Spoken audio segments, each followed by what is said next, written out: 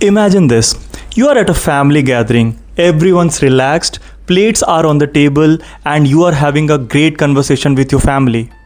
Someone talks about promotion, someone mentions getting married, and someone casually drops how busy life has become. Then someone turns to you and asks, "So, what's up with you?" And for a moment, you pause.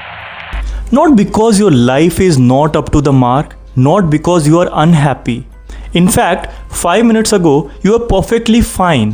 But suddenly, you feel the need to explain yourself, to justify why you are still at the same job, why you are okay without chasing the next title, why your life sounds simple. Nobody says you're failing, but nobody says that's good either. And that's when it shows up, that quiet guilt. Not because something is wrong with your life, but because your choices don't sound impressive out loud. If you have ever felt that kind of guilt, the kind that didn't start inside of you, but slowly grew because of how people reacted to your choices, this is for you. Before we move ahead, let me state this very clearly. This isn't about giving up. This isn't about saying that more is bad. And definitely this is not about rejecting ambitions. I'm not a coach, not a philosopher, not someone who has life figured out. I'm just someone noticing a pattern and trying to make sense of it out loud. So think of this as a conversation, not advice. When enough feels suspicious, somewhere along the way, enough became a strange word. If you say you are okay with where you are, people just don't accept it. They ask, "What's next? Don't you want more? Is this temporary?" And these questions aren't cruel as such, they are just normal. But over time, they send a certain message that contentment is incomplete, that calm inside of you is laziness in disguise, and that peace means you have stopped growing. So even when your life works, you start doubting it. Not because you want more, but because being satisfied feels like something you need to defend. When others people's reactions create that guilt. Let me give you a simple example. Say you have a job that pays enough. You are not rich, but you're comfortable. Your work doesn't eat up your entire time. Your evenings are slower. Your days don't feel like survival. Internally, you are fine. But externally, the reactions are around. No promotions yet. Are you at the same level? Oh, you're not a manager yet? And it's not always about career. Take something personal. For example, being single by choice. You might be genuinely okay with it. You enjoy your space, your routine, your independence. But people don't see choices. They see something's missing. Here's another one that is less talked about. Choosing a quieter life.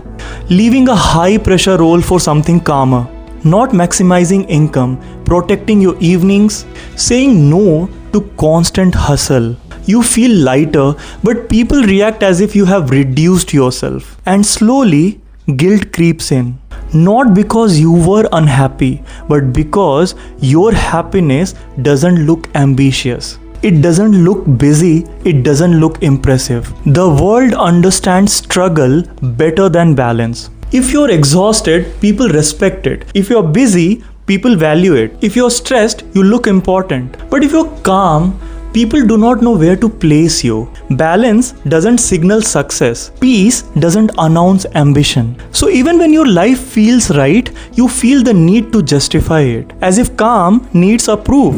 There's a phrase people use here, "Sour grapes or angur khatte hain." I have really never liked that idea. It feels dismissive. It assumes if someone doesn't want something, it's only because they couldn't get it. And yes, that's sometimes true. But sometimes people genuinely choose differently and still get treated like they're fooling themselves. Both get judged the same way, as if wanting less can't be real.